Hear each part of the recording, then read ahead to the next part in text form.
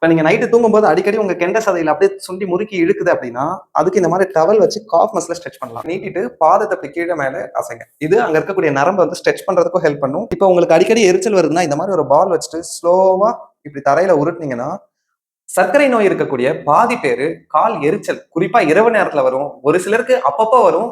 ஆனா அந்த எரிச்சல் வரும்போதெல்லாம் நெருப்புல கால் வச்ச அளவுக்கு பயங்கரமா கால் வந்து எரிச்சல் கொடுக்கும். அதே மாதிரி நைட்டு தூங்கிட்டு இருக்கும்போது கெண்டை சதையை முறுக்கி இழுக்க ஆரம்பிச்சிரும். அதுவுமே பயங்கரமான வலியை கொடுக்கும். இன்னும் நரம்புகள் அதிக அளவு பாதிச்சிருந்தா கால் பாதம் தரையில வச்சா கால் கீழே வைக்கிறதே தெரியாத அளவுக்கு பாதத்துல உணர்ச்சி இருக்காது. ஸோ இந்த மாதிரியான பிரச்சனைகள் சர்க்கரை வியாதி இருக்கவங்களுக்கு வருதுன்னா அதை வந்து நம்ம டயபெட்டிக் நியூரோபதி அப்படின்னு சொல்லுவோம். இது சர்க்கரை நோய் இல்லாத ஒரு சிலருக்கும் அதை வந்து நம்ம பெரிஃபரல் நியூரோபதின்னு சொல்லுவோம். அது சர்க்கரை நோய் இல்லைனாலுமே அங்க இருக்கக்கூடிய நரம்புகள் சேதமடைந்து காலில் இந்த மாதிரியான உணர்வுகள் மறுத்து போறது, வலி, எரிச்சல், பாத எரிச்சல் எல்லாமே வரும். இந்த மாதிரி பிரச்சனைகள்லாம் எதனால வருது, இதுக்கான தீர்வு என்ன அப்படின்றத இந்த வீடியோல நான் டீட்டெயிலா சொல்ல போறேன். இந்த வீடியோ உங்களுக்கு சொல்லிக்கிட்டு இருக்கேன். நான் பிசியோதெரபிஸ்ட் அரவிந்த். வாங்க வீடியோக்குள்ள போலாம். ஃபர்ஸ்ட் சர்க்கரை வியாதி இருக்கவங்களுக்கு ஏன் இந்த மாதிரியான பாதத்துல பிரச்சனைகள் வருது அப்படின்றத பார்க்க போறோம்.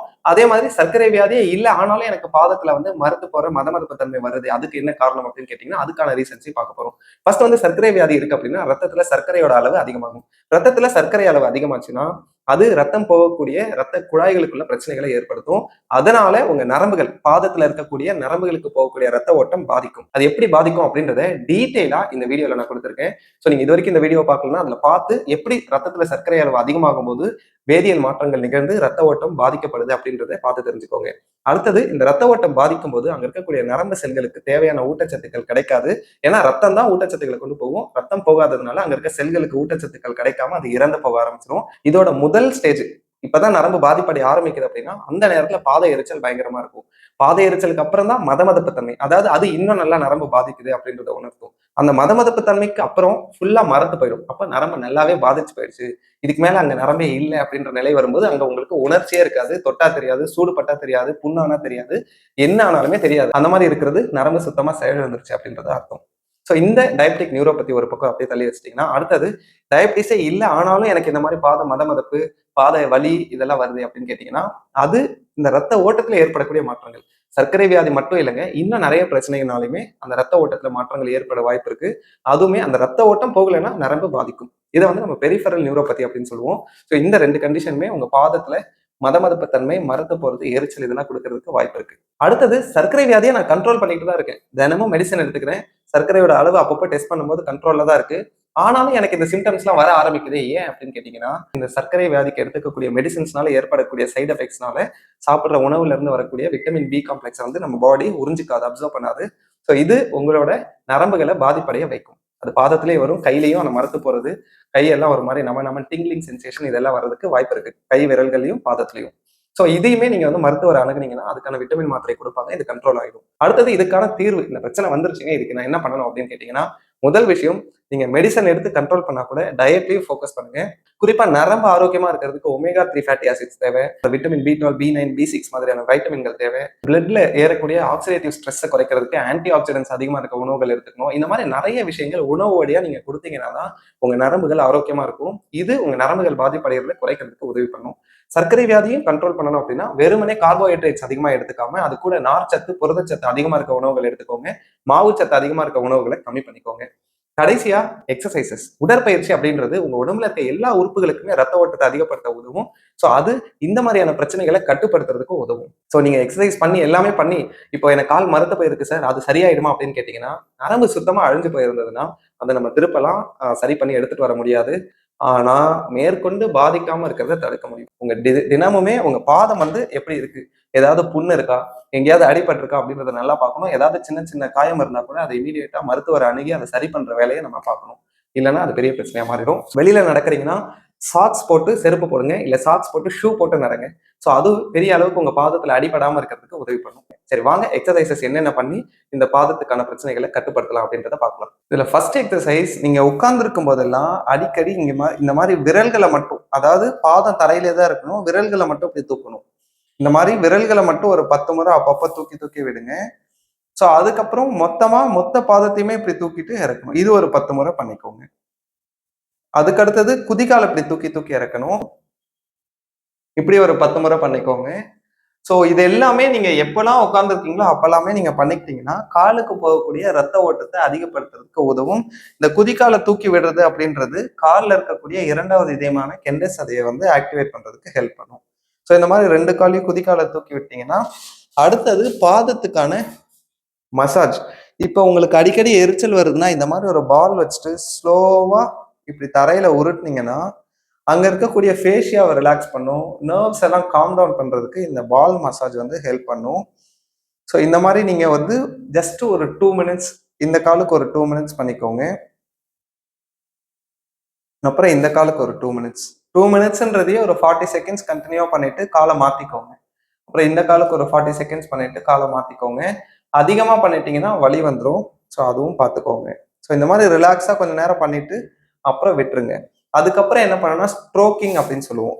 காலை இப்படி வச்சுட்டு ஸ்லோவா உங்க ஃபிங்கர்ஸால ரொம்ப மிருதுவா வந்து இப்படி தேய்ச்சி கொடுங்க. ரொம்ப ப்ரெஷரே கொடுக்காம சாஃப்டா வந்து இப்படி தேய்ச்சி தேய்ச்சி விடுங்க. இது அங்க இருக்கக்கூடிய நரம்புகள் வந்து நல்லா செயல்படுறதுக்கு ஹெல்ப் பண்ணும். அதே மாதிரி சர்க்குலேஷன் மெயின்டைன் ஆகுறதுக்குமே உங்களுக்கு ஹெல்ப் பண்ணும். ஸோ இந்த மாதிரி இந்த காலுக்கு ஒரு 2 மினிட்ஸ் பண்ணுங்க. இந்த காலுக்கு ஒரு 2 மினிட்ஸ் பண்ணுங்க. ஸோ இது எல்லாமே வந்து உங்களுக்கு பாதம் நல்லா ரிலாக்ஸ் ஆகுறதுக்கு ஹெல்ப் பண்ணும்.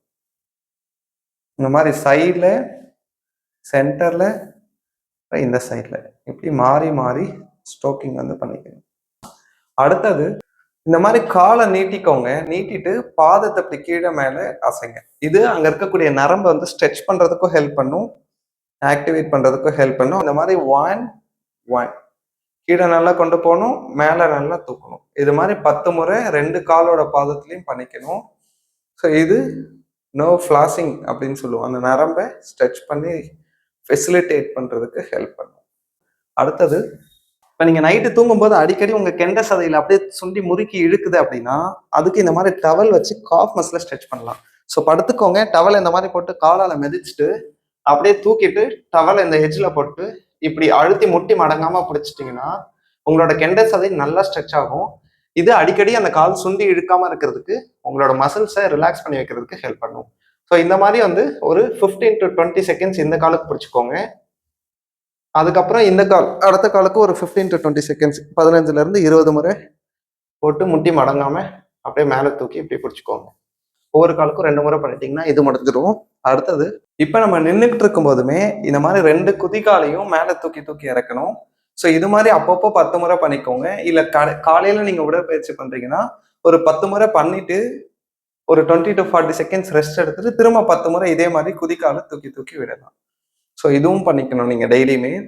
அதுக்கப்புறம் வந்து இது மாதிரி வால்ல சாஞ்சு நின்னுக்கும்.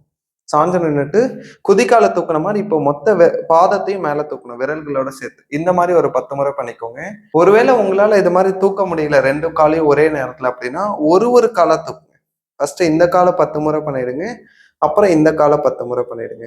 இல்ல 2 காலையுமே என்னால தூக்க முடியும்னு சொன்னீங்கன்னா 2 காலையுமே இப்படி 10 முறை தூக்கிட்டு ரெஸ்ட் எடுத்துட்டு திரும்ப ஒரு 10 டைம்ஸ் இது மாதிரி 2 செட்ஸ் பண்ணிக்கோங்க. செவத்துல சாஞ்சிருங்க. அடுத்தது கால் வந்து ஃபுல்லா மரத்து போயிடுச்சுன்னா நமக்கு பேலன்ஸ் இஷ்யூ, நடையில தடுமாற்றம் வந்து அதிகமா இருக்கும். ஸோ அதை கண்ட்ரோல் பண்ற மாதிரி இப்ப நான் சொல்ற எக்ஸசைஸ் உங்களுக்கு உதவி பண்ணும். ஒரு ஸ்டெப் லாங்கா வச்சிருங்க, ஒரு காலை பேக்ல வச்சுக்கோங்க. ஸோ இந்த முட்டி வந்து லேசா பெண்ட் ஆகி இருக்கணும். நம்ம இந்த ஆங்கிளுக்கு நேரா கணுக்காலுக்கு நேரா பெண்ட் ஆகி இருக்கணும். பேக்ல இருக்க கால் வந்து லேசா குதிக்கால தூக்குற மாதிரி நினைக்கோங்க. இது முட்டி மடங்கக்கூடாது, இது முட்டி மடங்கணும். அதாவது முன்னாடி இருக்க கால் மடங்கணும், பின்னாடி இருக்க கால் நேரா இருக்கணும், மடங்காம இருக்கணும். ஸோ இப்படியே ஒரு 30 செகண்ட் நிக்கிறதுக்கு ட்ரை பண்ணுங்க. ஆரம்பத்துல நிக்க முடியல அப்படின்னா செவரு பிடிச்சிக்கலாம், இல்ல பக்கத்துல சேர் போட்டு சேரை பிடிச்சிக்கிட்டு லேசா சப்போர்ட் வச்சுக்கிட்டு நில்லுங்க. ஸோ இந்த மாதிரி 30 செகண்ட் இந்த சைடுக்கு, அப்புறம் பின்னாடி இருக்க காலை ஃப்ரண்ட்ல வச்சுட்டு இந்த காலை பேக்ல வச்சுட்டு பாருங்க. அதே மாதிரி மடங்கி இருக்கணும் காலு, இந்த ஆங்கிளுக்கு நேரா கணுக்காலுக்கு நேரா, பேக்ல இருக்க கால் ஸ்ட்ரைட்டா இருக்கணும். இப்படி 2 சைடுக்குமே 30 செகண்ட் பண்ணிட்டீங்கன்னா ஒரு செட் முடிஞ்சிடும். அது மாதிரி 2 செட் இந்த எக்ஸசைஸை பண்ணிக்கோங்க. அதுக்கு அடுத்தது 2 காலையும் அகலமா வச்சுக்கணும். அப்படியே பேக்கை பின்னாடி தள்ளி உங்களால முடிஞ்ச தூரம் உட்காரணும்.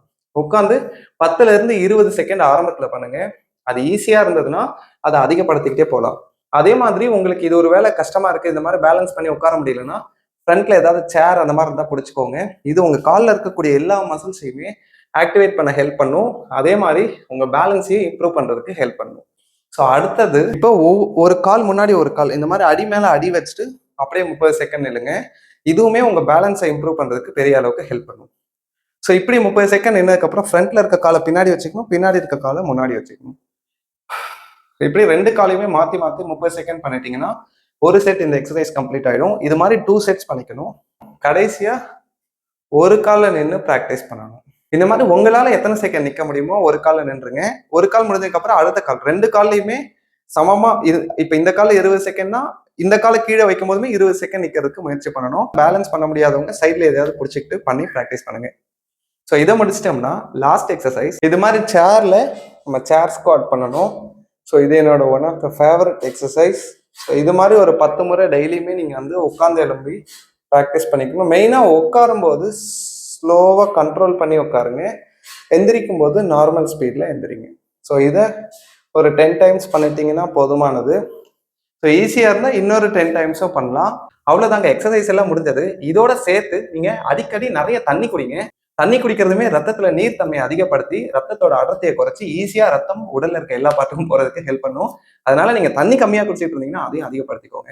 இதை தாண்டி இன்னும் நிறைய எக்ஸசைசஸ் நீங்க எங்ககிட்ட ஆன்லைன் மூலயமா கிளாஸ்ல சேர்ந்து கத்துக்கணும்னு நினைச்சீங்கன்னா கீழே தெரியுற நம்பருக்கு கால் பண்ணி அதுக்கான டீடைல்ஸ் தெரிஞ்சுக்கோங்க. அதோட நம்ம onelastmore.com அப்படின்னு சொல்லக்கூடிய வெப்சைட்ல 50 வயதுக்கு மேற்பட்டவர்கள் தினமும் என்ன மாதிரியான பயிற்சிகள் பண்ணணும் அப்படின்னு சொல்லி எக்ஸசைஸ் வீடியோஸ் போட்டிருக்கோம். ஸோ அதுவுமே உங்க உடம்பை ஆரோக்கியமா வச்சுக்கிறதுக்கு ஸ்ட்ரென்த் ட்ரைனிங் டம்பிள்ஸ் எல்லாம் யூஸ் பண்ணி எக்ஸசைஸ் பண்றதுக்கெல்லாம் கத்துக்கிறதுக்கு உதவிகரமா இருக்கும். ஸோ அதையுமே பார்த்து பயன்பெறுங்க. மேலும் இந்த மாதிரியான யூஸ்ஃபுல் வீடியோஸ் உங்களை வந்து சேர்றதுக்கு பிசியோபிரைட் சேனலை யூடியூப்ல சப்ஸ்கிரைப் பண்ணி வச்சுக்கோங்க. தேங்க்யூ.